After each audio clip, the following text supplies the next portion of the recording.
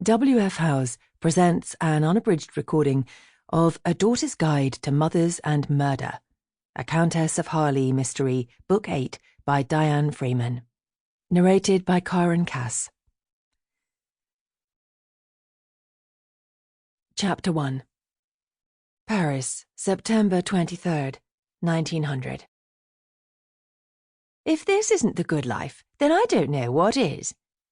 Patricia Kendrick, the hostess of our picnic, raised her wine glass as if toasting everyone in the park.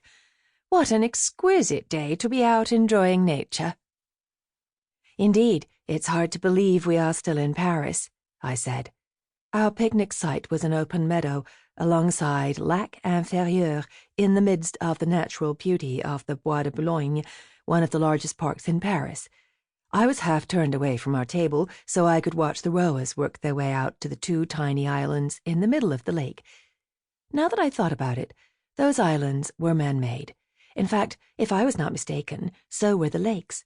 Both Inférieur and Supérieur and their charming little brooks were constructed in the middle of the last century, with water piped in from an artesian well at the southernmost end of the park.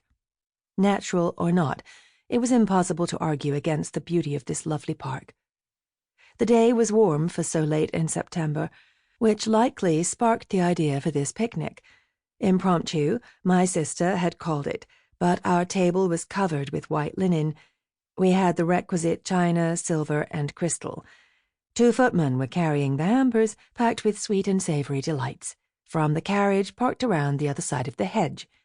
It would be far too much food for the 4 of us, my sister, Lily, her mother-in-law, Patricia, and Patricia's daughter, Anne, and, of course, Lily's 4-month-old daughter, Amelia, who was perfectly content to gnaw on her own fingers.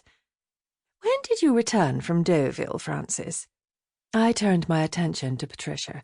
She was in her mid-40s with deep brown eyes and golden brown hair that she wore parted in the centre and woven into intricate twists behind her head.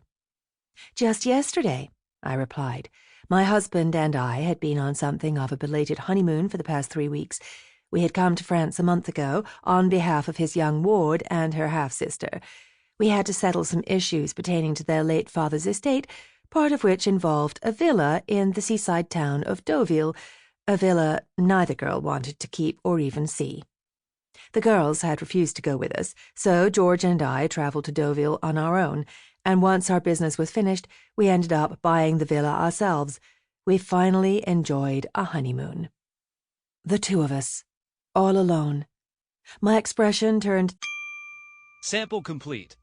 Ready to continue?